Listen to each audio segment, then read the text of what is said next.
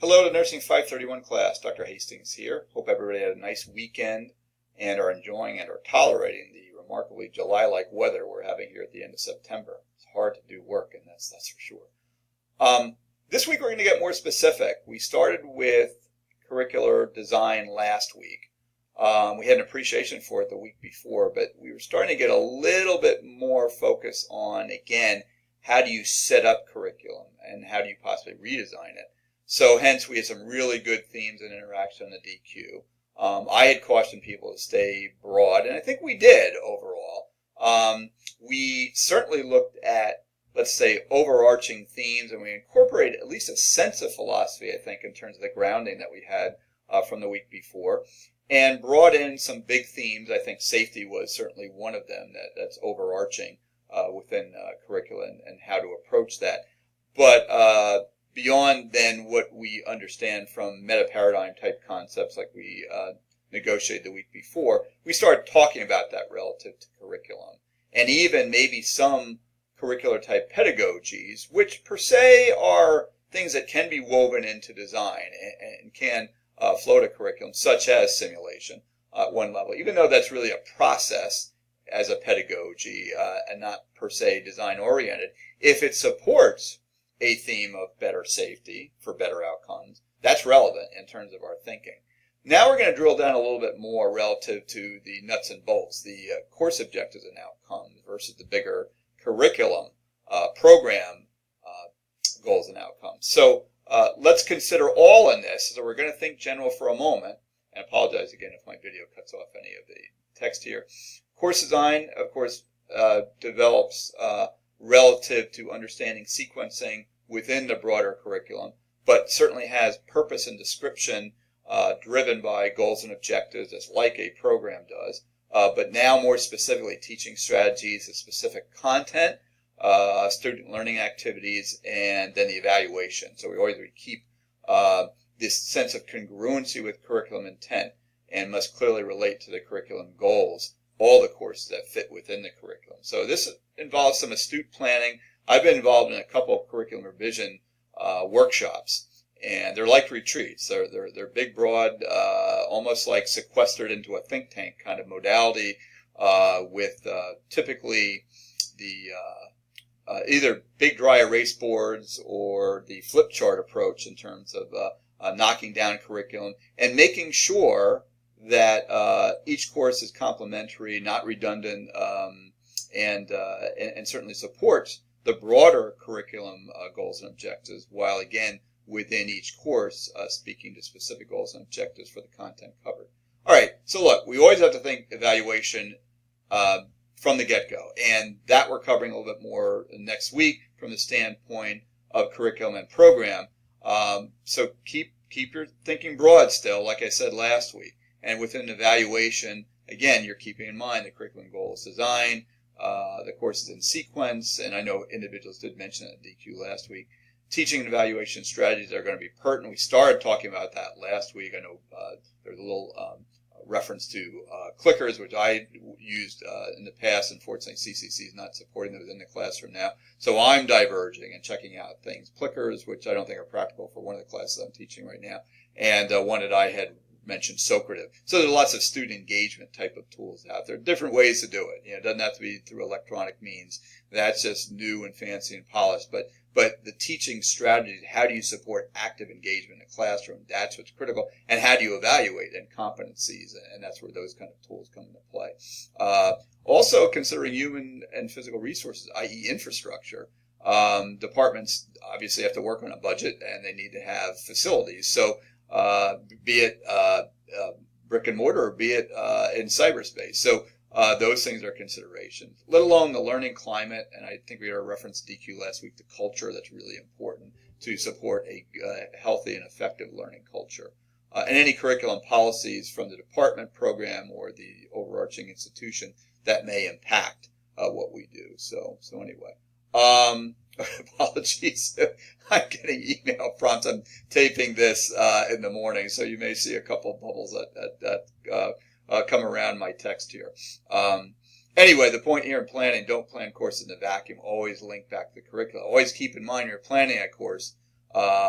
the idea about the bigger picture. So don't remain in a silo as you're planning. So in the pre-planning, think about, again, prerequisites or concurrent course, other courses on the academic side that are important. And that would be relevant in hospital institutions then, too, for nurse educators and professional development specialists.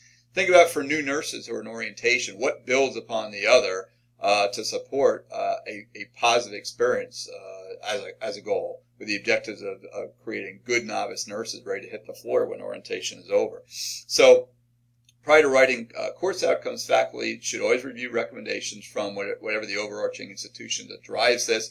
If you're in a hospital, obviously, the drivers internally in terms of administration, let alone the influences upon them, Magnet or Six Sigma, things like that could be influential. But of course, in a broader sense, think about national healthcare organizations. If it's within our scope, the ones we've been talking about, I'll mention again a slide or two, AAC and NLN.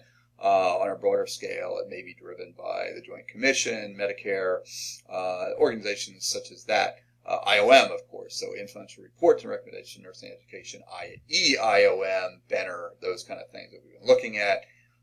And from professional nursing organizations like ANA, or maybe more specifically, for me, I'm informed by APNA, which Answers ultimately is connected to ANA at one level in terms of some synergy. But let's just say that's for psychiatric nursing. Certainly we make recommendations about scope and standards of practice. I was involved in a project that cross-linked to essential competencies a couple of years ago. Actually, I should put that link up, man. If I think of it, I'll do that so you can see that project. Also, state regulatory and national accrediting agencies. Why? Because they sort of, from an accreditation standpoint and from an approval standpoint, guide the type of practitioners that we're turning out. So we need to think about the big pieces, obviously state board exams and how that rolls back in terms of competencies or any kind of credentialing exam.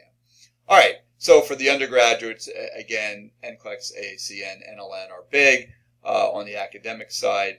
And then AMPD, if you're thinking institutionally driven, let alone the other big drivers of Magnet, Six Sigma, what have you. For graduate curricula on the academic side, AAC and also NLN, and then NUMF. So these are the big influencing factors. We really also looked at these. Okay. So here we are, in this week, in week 5, we specified these in week 4 as well. In effect then too, and we're going to specify them again in week 6. I mean, it's important to understand and stay germane to our grounding.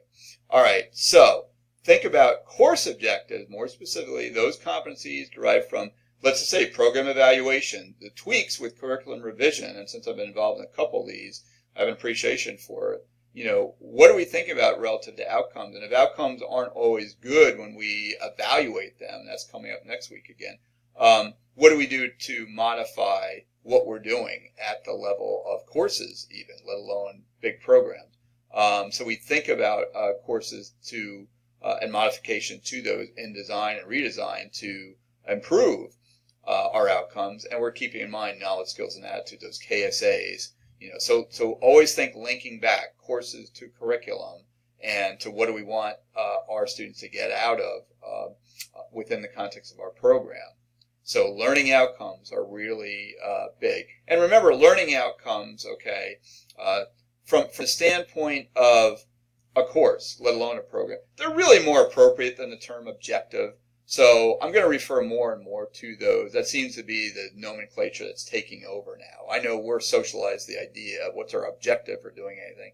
We want to see our students or our new nurses or our returning nurses for annuals, have better outcomes. So a learning outcome, what can they demonstrate in terms of their knowledge, skills, or attitudes? That's more specific. It's learning centered, and that's where that language comes from.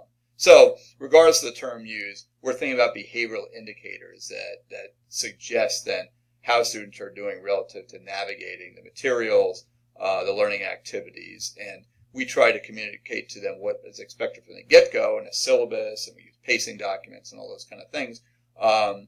We want to make sure there's like a roadmap or an algorithm that points them in the right direction, and we're hoping then to see at the end those behavioral indicators that suggest good learning outcomes being achieved. So course learning objectives, outcomes, and content therefore must be written at appropriate levels of relevance to clinical practice So make sure they're clear. So be concise, be, let's just say, objective, concrete, support measurable types of outcomes are really important. So, okay. End of program, intermediate, and course objectives. Of course, when we do think about these linkages, we tend to think in evaluation kind of framework. In a formative sense, when students are in a program or a course, and end of program objectives then too. We can't say that enough. So let's talk about program here, but it's the same as in a course with a formative evaluation and summative evaluation.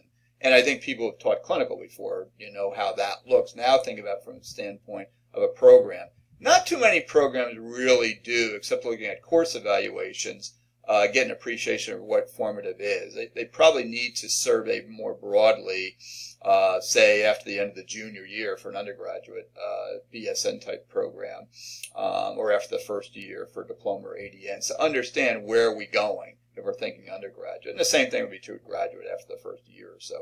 I don't think that really happens too often, but the bigger take home here is think about the linkages. Have kind of some type of intermediate level objectives so we can see how students are doing after they've met the foundation coursework, and then see if they're ready to progress to higher level, I'll call it senior level type of things. Course objectives are a way to direct content in the course. So again, I want to frame this as learning outcomes. But remember, we're needing to link this back to program objectives. What do we want our students to learn? What do we want them to achieve? And that's going to be true in even the specialty courses. We tend to think more about that in the BSM curriculum with, say, Med-Surg 1, Med-Surg 2, and things like that. But what about in PEDS or OB or Psych? So think about objectives subsumed in modules maybe to break things up, okay, ways to direct content. So that's why we use a module approach, which is like that roadmap, okay? So course objectives, yeah, I want to refer to them as learning outcomes, learner outcomes as we move forward. All right, what about program and course objectives? Desired outcomes at the end of program and intermediate objectives. Think about that from the standpoint of a plan for assessment, okay? So hence really links back to a plan for evaluation. Referred back to for specialty links in week 4 that now may inform that. I'm not necessarily posting those again, but I think those drivers that we referred to help make this work. All right, so all level objectives or learner outcomes provide information for planning and implementing the curriculum, so that's important.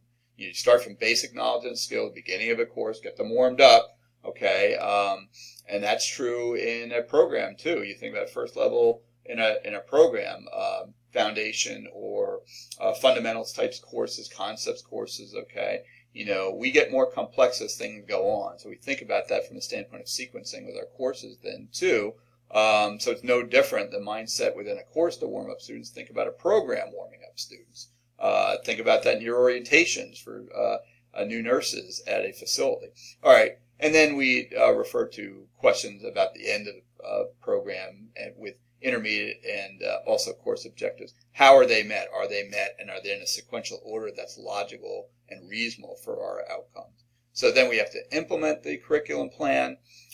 Faculty content experts serve as guides for that, and effect into, you know, we tend to have specialties, me in psych nursing, many of you again in more specific high-level ICU, CCU environments. So think about course objectives flowing, content of the course, placement in the curriculum, relationship to the program objectives, and ultimately relevance to the philosophy. So we go from specific to broad again to sort of validate, does it make sense in terms of what we designed?